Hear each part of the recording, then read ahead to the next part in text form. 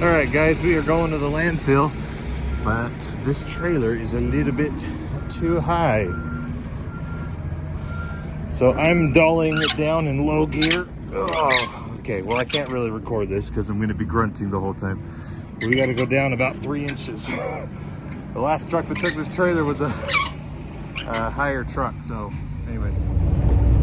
All right, so let me kind of talk about while I'm driving. I got my nice GPS mounts so that I don't have to hold my phone while I'm driving.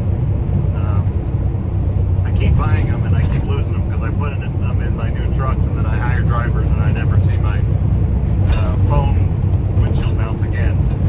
So we're pulling this trailer. This is one of the trailers I got on the auction.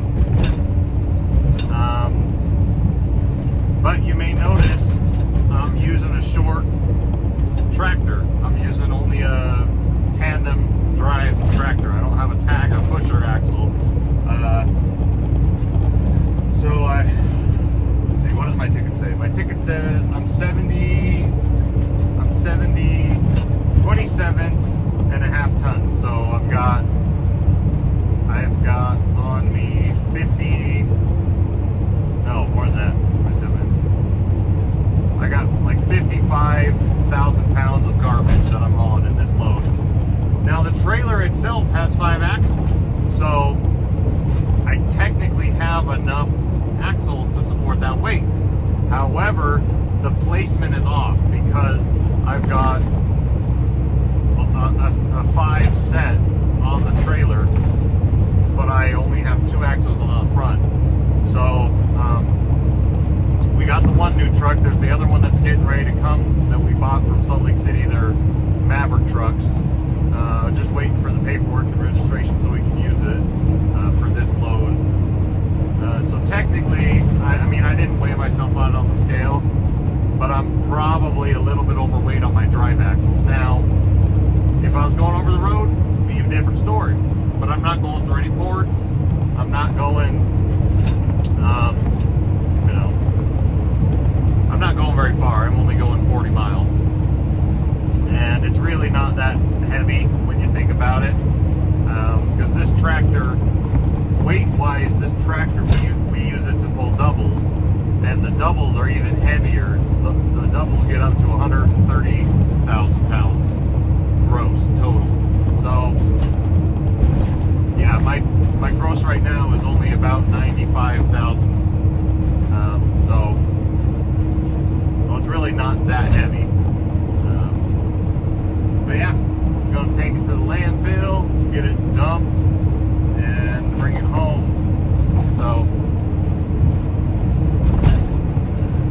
I don't know if you noticed or not, I'm recording this the day after I get back from my Denver trip, because I'm wearing the same shirt and cowboy hat as when I went to Denver. So I came straight home from, I haven't even been home yet. I came from Denver last night and took a quick power nap in the truck, and now I'm hauling a garbage load because I tell you what, whenever you bid a new contract or a new job or a new lane, at first they're like, oh, we'll go slow, we'll start slow, start getting the equipment ready, and then boom, they're always ready to move right now, you know. So I had 2 drivers that had brought home from over the road that were ready to start driving, but then I got some more trailers on the auction. I've got even more trailers on the auction, and one of them's or 2 of these trailers that I got on the auction, they're down in Sylvania, Georgia, so like southeast of Atlanta. And I was trying to get quotes to have them bring it home because Georgia's way too far. I don't typically run that far away from home. That's 2,200 miles or something like that from Utah. So I was trying to get quotes for a power only load for somebody to bring my trailers to me, and the cheapest quote I got was like $6,000 to go 2,000 miles. And I'm like, yeah, okay. It's a power only load. I'm not even asking for you to have trailer interchange insurance. You know what I mean? That's a pretty high quote. I could literally send my driver deadhead all the way out there and all the way home, and it'd be cheaper than paying somebody $6,000 to go one way. So I got my 2 drivers a load out there to go get it. But you know, that's over a week worth of driving. So the drivers that I did have planned to be hauling these trailers, they're both on their way to Georgia right now. So me and my brother, we're taking these loads today. Anyways, let's switch cameras so you don't have to look at my ugly face anymore. A little bit of dash cam footage. We are just passing, we just passed Layton, so we're about to come around Farmington, and so we'll be passing Layton, or Lagoon, the amusement park, in a little bit. And yeah, beautiful morning. Today is April, what's today's date? 12th, April 12th. Heck yeah. So the truck that's pulling in front of me right now, you might notice it's the same truck that I just bought from Peterbilt. So it's I mean, obviously he's hauling tankers. See that Maverick red and white truck? We might get a couple more. I'm not quite sure. We'll see how busy we get. I really need to just keep buying trailers is what I need to do. Because the trucks don't do me any good if they don't have trailers to pull. But yeah, that's the same style truck that we got from Peterbilt, and they came from Maverick. So yeah, long frame day cab with a tag pusher axle.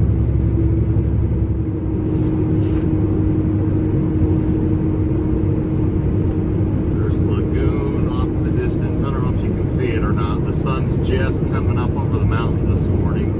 It's like 8 o'clock right now, so you might not be able to see it. Well, what if I can move the camera a little bit? Yeah, so there's Lagoon.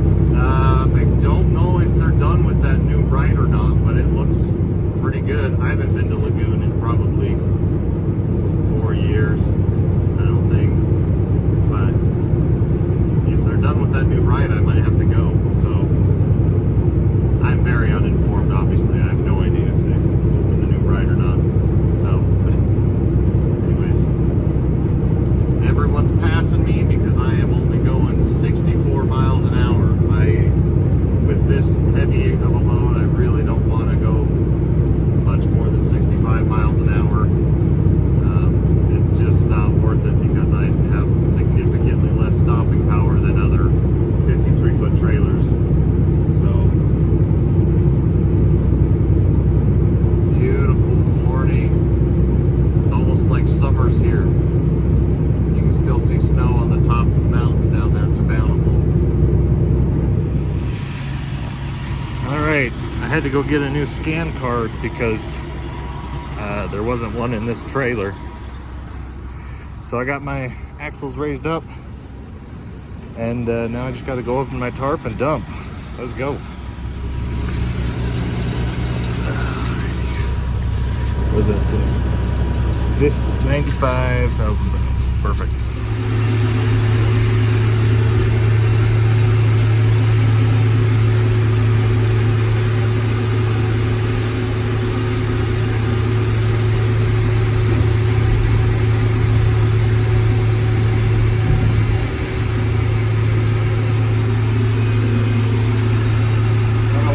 Pushing it.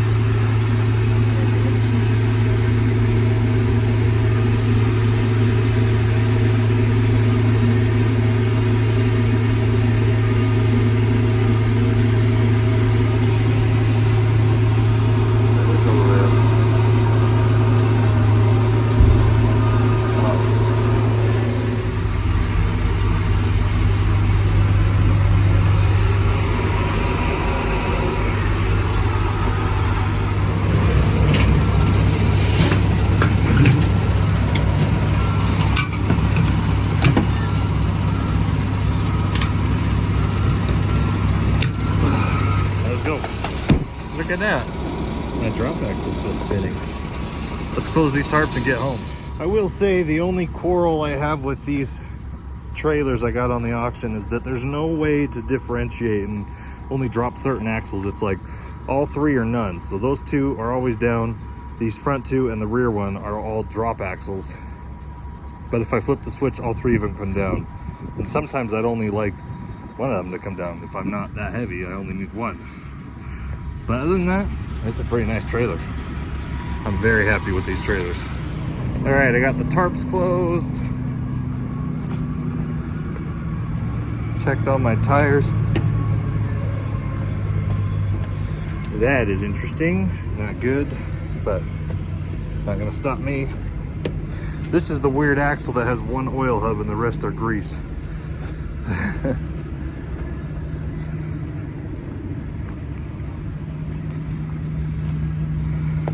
Nice, nice, nice.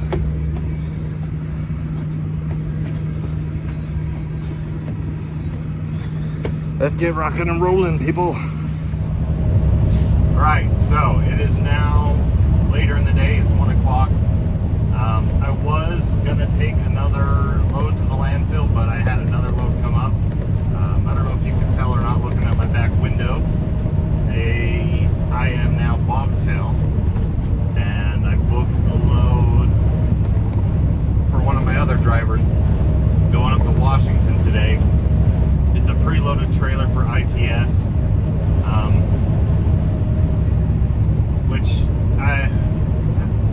some brokers that do power only, I like them more than others. ITS, I got rubbed the wrong way one time before. One of the brokers was really rude to me, but the beautiful thing about brokerages is you just don't take it personally when they say something mean to you. So there's this other broker, there's this load going up to Washington, and I threw out an outlandish rate, and they took it because nobody else was. Well, the funny thing was, let me tell you this, I kept calling the number listed on their DAT posting, and it kept going directly to voicemail, and I'm like, okay, that's weird. There's no other contact information on the posting. You can call ITS's nationwide number, but then you're, going through the hassle of talking to other people and trying to figure out who you're supposed to talk to about this specific load. So instead, I just texted the number, and they started texting back, and they're like, well, it's kind of an urgent load, last minute, needs to be up to Washington in 14 hours. And I'm like, you got it, bosso. And anyways, so I'm gonna go pick it up, bring it to the yard for the driver. The other driver's gonna take it. But yeah, I threw out an outlandish rate, $3.10 a mile. Mind you, that's hauling a power only load, so I don't have to pay for the trailer expenses. If the tire explodes on this trailer, they have to pay for it. If there's light problems, they have to pay for a call-out mechanic, or the repair, and so on and so forth. But $3 a mile, and then I've got my dedicated lane bringing a load home from Spokane, Washington. There's still money out here, guys. I know everyone's hating each other, but I just booked a load off the spot market for $3 a mile, and I'm using someone else's trailer, and it's a brand new trailer. 2021, 2022, 2023 probably. So say what you want, guys, but you can still get some good paying loads. It is much harder than it was before, but it is Friday though. I will say that. It is Friday, and Fridays are typically the best days to book loads because all the brokers are getting ready to leave for the weekend. And some of them are getting urgent, especially if it's a weekend delivery or if it's a early Monday morning delivery. The brokers start getting desperate, and if you're the only offer, they're going to take it. That's the reality. So Fridays are always the days that I'm most happy to book loads because brokers are typically willing to pay much more than they would on a Tuesday, Wednesday, Thursday of the week, So. Okay, this car in front of me is going super slow. What the frick, dude? Anyway, so we're going to post-consumer. I'm going to pick up a trailer, go pre-trip it, and then bring it back to the yard, swap with the driver, and he's heading up to Washington. So that's what we're doing. Sorry I didn't record anything after we left the landfill. Everything went smooth. That trailer is super nice, rides super smooth, and I'm very happy that I got that trash trailer on the auction. It drives nice. I can max out weight pretty easy. You can get with the drop axles. The tarps need some work. I mean, even we've only been using it for a few days, and the tarp has already got a big hole in it, which is not great. So we might rethink switching back to our roll tarps. But the trailer itself, the real expensive part, the trailer itself is good. Very good trailer. I'm very happy with it. So anyways. Okay, I must be an idiot because I'm looking for trailer 7328398. It's an ITS trailer, but he said it's over here, but the only two ITS trailers that were over here are not right. So maybe, oh, there's an ITS trailer right there. Maybe that one's the right one. Let's see. Oop. What does that say? 032. Nope, that one's not it either. Huh. Interesting. Okay, we'll find it. Well, I found it. It was a little bit hidden behind this guy, but we're here now. Pre-trip time. Good morning, guys. It's a little bit cold. Ooh. The train is really loud. Hopefully it doesn't come through super loud on my call.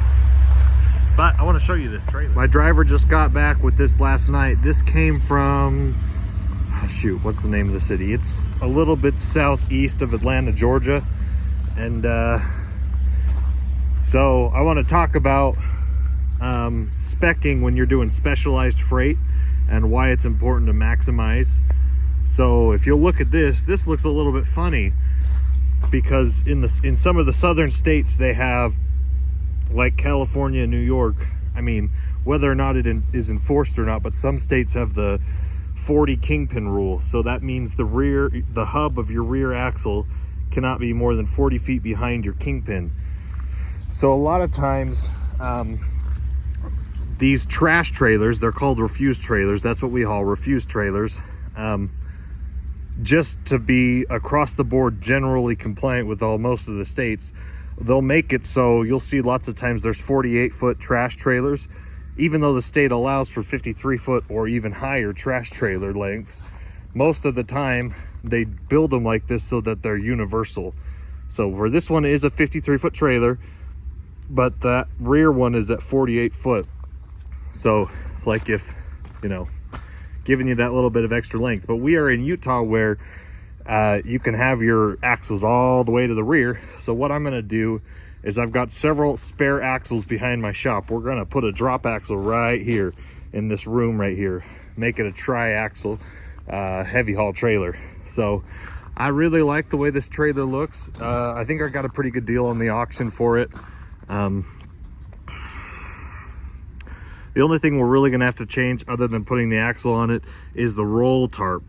So this one's a front roll tarp, which it's not going to work for what we need to do. So I need to take the whole tarp off and put my own tarp system on it. But yeah, it's a pretty good trailer.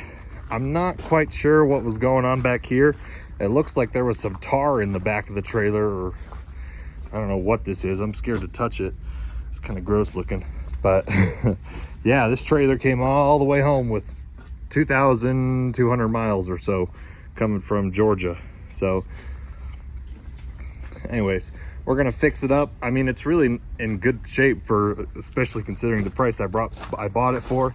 And I got another one that's coming from the same auction. Just this driver beat the other driver home. But yeah, it's a beauty. So that's one more of the trailers that we got on the auction. Another piece of business, there's the Maverick truck we just bought that we're getting registered today. And then this truck, my old 378 Peterbilt. This kind of makes me sad. I might start tearing up. We decided to sell it, and I don't know how I feel about that. Oh, okay. It's a good truck, good, nice truck. I'm gonna have to drop that life floor trailer.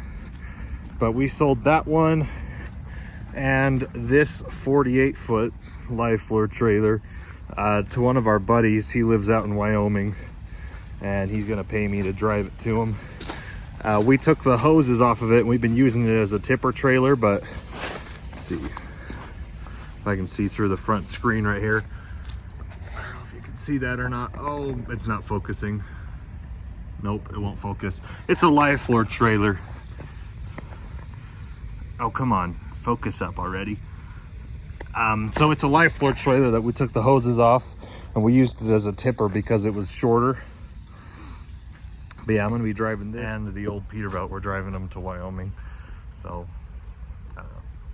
I wanna keep it so bad, but it just has so many problems. And nobody wants to drive the old truck but me. Everyone, they want the new trucks, the comfortable trucks. Nobody appreciates the loud cat engines anymore. So, I don't know. Kind of makes me sad because I think it's the last truck we have that doesn't have, or that is original with the loud engine brakes, no DPF, no anything. So it's kind of sad, but also it'll go to somebody that'll use it more than we do, because I'm the only person that uses it, and it only takes a load like once a month or every other month.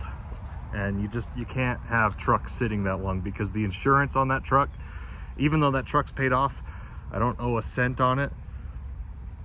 The insurance to have the truck sitting is worse than any truck payment would be. And if you're getting into trucking, the thing you'll realize is that your number one cost, depending on what kind of truck you buy, your number one cost is your truck payment, but your number two cost is probably going to be your insurance. And in some cases, your insurance is going to be more than your truck payment. So it's hard to have a lot of equipment sitting. So you either got to use it or sell it, use it or lose it. So anyways, that's what we're doing today. I'm gonna roll this tarp shut, hook up to it with this truck, and we're heading to Wyoming. So fun.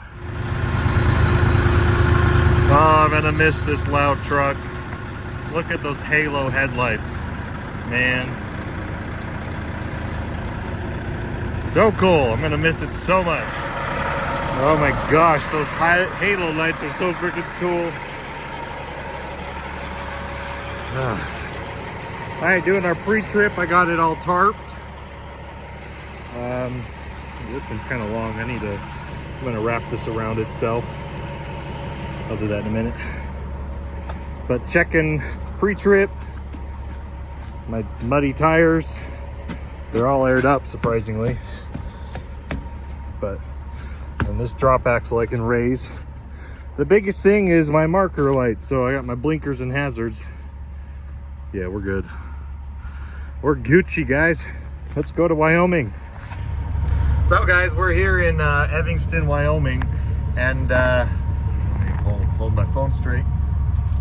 So I had to get a one-way permit for $50 for Wyoming because this truck is not IFTA'd, which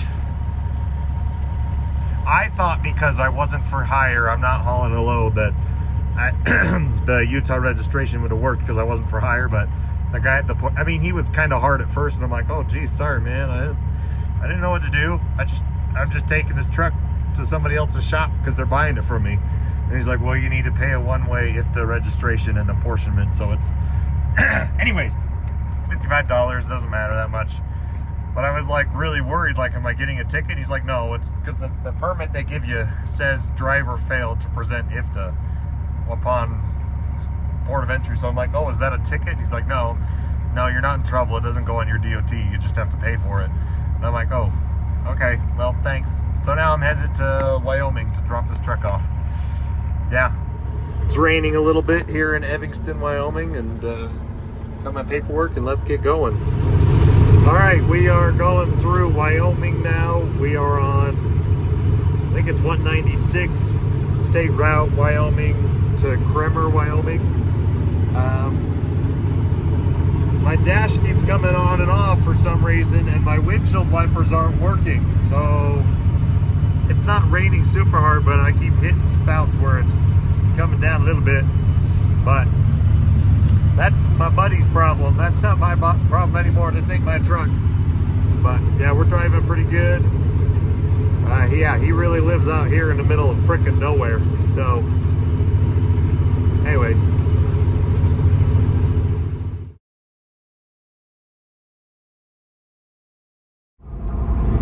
ever driving through Farson, Wyoming, they got good ice cream.